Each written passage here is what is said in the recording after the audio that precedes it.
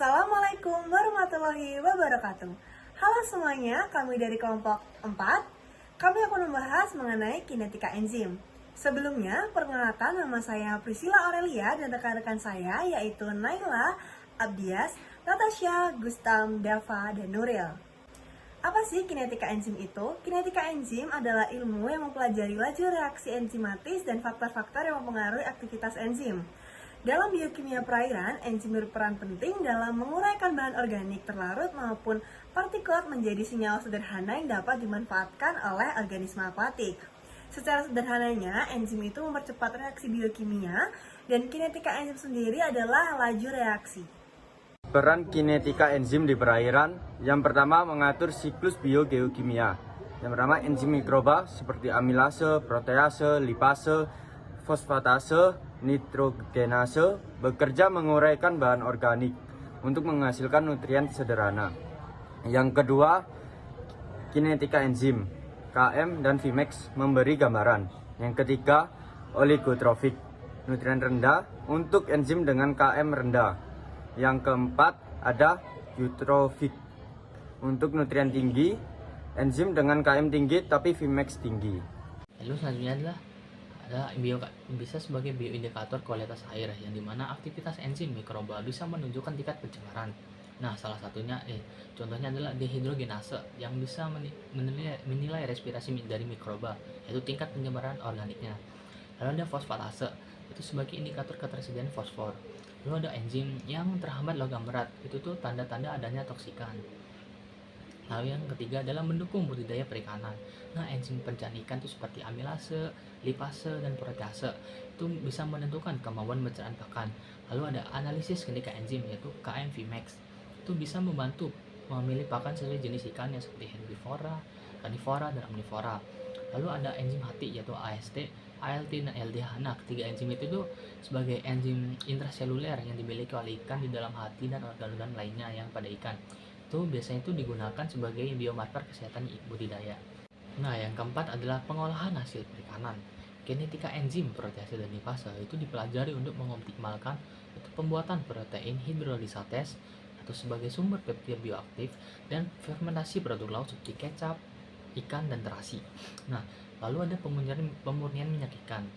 Nah, pemahaman kinetika itu membantu menentukan suhu, pH, dan konsentrasi substrat optimal untuk produksi. Lalu yang kelima adalah ekologi mikroba perairan.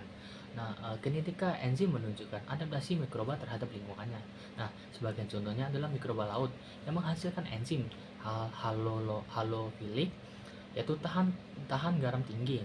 Sementara mikroba sungai itu menghasilkan enzim ligninase untuk mengurangi serasa daun.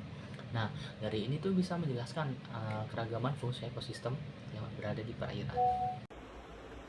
Kita memasuki faktor-faktor yang mempengaruhi kinetika enzim di perairan.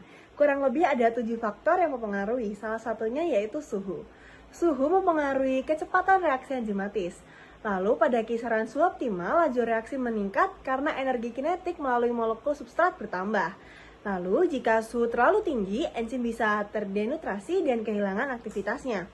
Di perairan, perbedaan suhu, misalnya stratifikasi di danau atau di laut, mempengaruhi aktivitas enzim mikroba.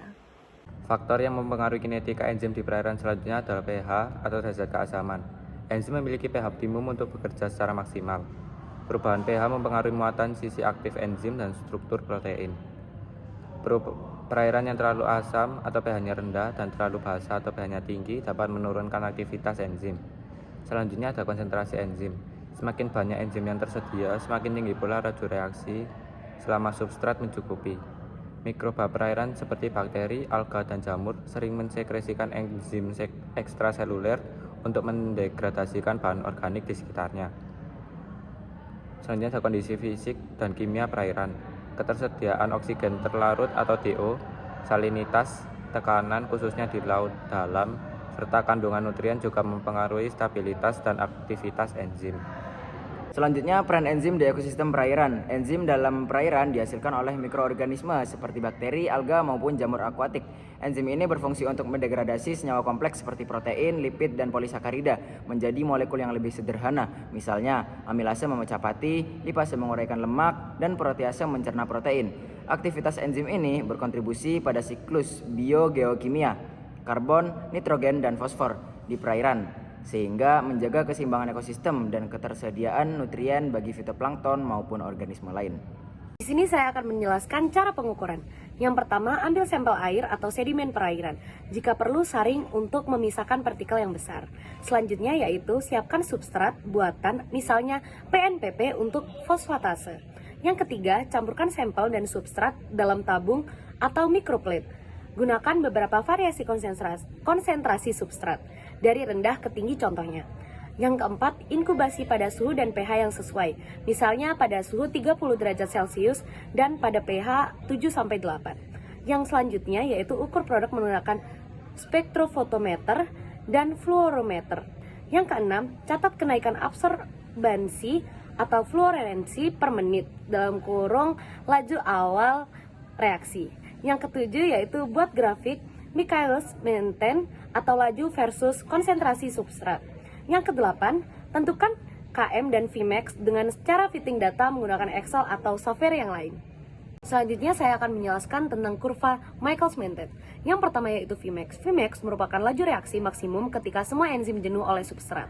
Yang kedua yaitu KM, konsentrasi substrat saat kecepatan reaksi mencapai setengah dari Vmax, menggambarkan afinitas enzim terhadap substrat. Kurva yang berbentuk hiperbola menunjukkan bahwa kenaikan substrat akan meningkatkan kecepatan reaksi hingga titik jenuh lalu stabil. Selanjutnya yaitu ada jenis enzim. Ada enzim oksidoreduktase yang berfungsi mengkatalisis reaksi oksidasi reduksi. Dehidrogenase, indikator respirasi mikroba di perairan. Peroksidase dan katalase itu untuk melindungi sel dari radikal bebas dalam kurung H2O2. Selanjutnya ada nitrogenase, fiksasi N2 jadi amonia oleh cyanobacteria. Terus yang terakhir ada sulfat reduktase, berfungsi untuk reduksi sulfat dalam sedimen laut atau estuari.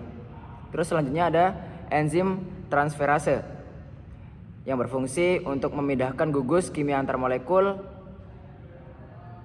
Terus selanjutnya ada transminase, itu untuk memindahkan gugus amino, itu penting dalam siklus nitrogen. Terus yang terakhir ada kinase, yaitu berfungsi untuk menambahkan gugus fosfat pada molekul energi. Berikutnya enzim lipase berfungsi untuk memutus ikatan tanpa air. Dekarboksilase untuk menghasilkan CO2 dari asam organik di perairan. Berikutnya ada enzim isomerase, berfungsi untuk mengubah struktur molekul menjadi isomernya. Glukosa isomerase untuk mengubah glukosa jadi fruktosa, ditemukan pada mikroba perairan. Berikutnya enzim hidrolase, berfungsi untuk memecah molekul organik dengan bantuan air. Amilase untuk menguraikan pati jadi gula sederhana. Berikutnya protease untuk memecah protein jadi asam amino. Berikutnya lipase untuk menguraikan lemak jadi asam lemak dan gliserol. Berikutnya fosfatase berfungsi untuk melepaskan fosfat dari senyawa organik. Berikutnya selulase dan ligninase berfungsi untuk mengurai serasa daun atau tumbuhan air.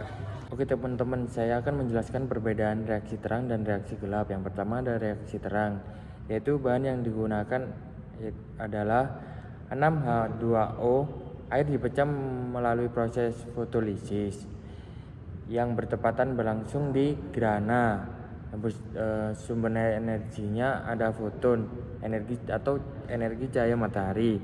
Tahapan utama dari reaksi terang yaitu yang pertama aktivitas klorofil, yaitu cahaya matahari ditangkap dan membuat elektron tereksitasi. Yang kedua ada fotofosforilasi non-siklik, yaitu elektron berpindah melalui rantai transport elektron menghasilkan ATP dan NADPH.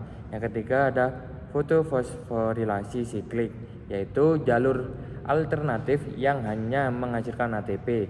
Yang keempat ada fotolisis air atau fotolisis air yaitu air dipecah menjadi O2 dilepaskan ke atmosfer, H+ dan elektron. Hasil akhir yaitu 2 ATP sebagai sumber energi kimia. Yang kedua ada N2NADPH yaitu sumber daya reproduksi atau membawa elektron. Yang terakhir yaitu O2 yaitu hasil sampling yang dilepaskan ke udara. Yang kedua ada reaksi gelap. Bahan yang digunakan yaitu 6CO2 dari atmosfer, yaitu ATP dan NADPH. Hasil reaksi terang. Tempat berlangsung stroma yaitu cairan di mana kloroplast yang melindungi telakoid. Sumber energinya yaitu ATP dan NADPH. Tahapan utama dari reaksi gelap yaitu fiksi sisa karbon, yaitu energi Robigo meningkatkan CO2 dengan RUBP. Yang kedua ada reduksi, yaitu senyawa 3PGA diubah menjadi G3P.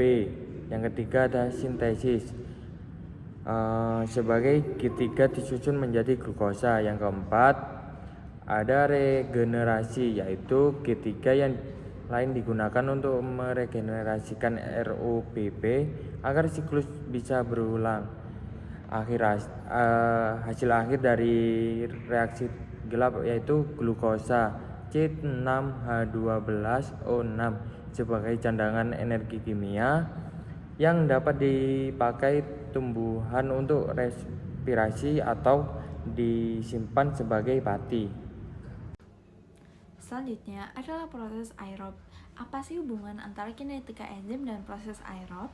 Jadi, kinetika enzim dan aerob ini berhubungan karena kecepatan reaksi yang dikatalisis oleh enzim, termasuk enzim-enzim yang terlibat dalam proses respirasi aerob, seperti melalui jalur glikolisis, kemudian siklus Krebs, dan juga transport elektron. Kinetika enzim menjelaskan bagaimana faktor seperti konsentrasi substrat, konsentrasi enzim, suhu, dan pH akan mempengaruhi laju reaksi yang pada akhirnya mengontrol seberapa efisien proses metabolisme aerobik untuk menghasilkan energi atau ATP. Yang pertama, pada proses glikolisis, energi akan dipecah, kemudian akan diatur kecepatannya. Kemudian yang kedua adalah siklus Krebs, seperti sitrat akan disintase yang menunjukkan kinetik yang mengikuti siklus ini bekerja secara efisien dalam kondisi yang berbeda. Kemudian yang terakhir adalah rantai transport elektron, yaitu enzim-enzim yang akan dipengaruhi pembentukannya oleh ATP. Pengaturan laju reaksi ini berfungsi untuk membantu bagaimana kita memahami enzim-enzim yang berbeda jalur dalam metabolisme aerobik untuk mengatur jalannya laju reaksi. Misalnya pada kecepatan glikolisis, kemudian siklus Krebs, dan transport elektron yang dipengaruhi oleh ketersediaan substrat dan aktivitas enzim spesifik. Kesimpulannya adalah dengan mempelajari kinetika enzim, kita akan mengetahui bagaimana enzim berkontribusi dalam proses biologis yang ada di perairan seperti penguraian bahan organik dan siklus biogeokimia di dalam perairan. Dalam konteks kualitas air, kinetika enzim membantu kita untuk mengetahui kualitas air dan dampak polutan terhadap perairan, sehingga itu merupakan standar kita atau indikator kualitas air di dalam perairan. Semoga video ini dapat membantu teman-teman untuk memahami mengenai kinetika enzim. Sekian dari kami, terima kasih. Wassalamualaikum warahmatullahi wabarakatuh. Tamatnya sudah.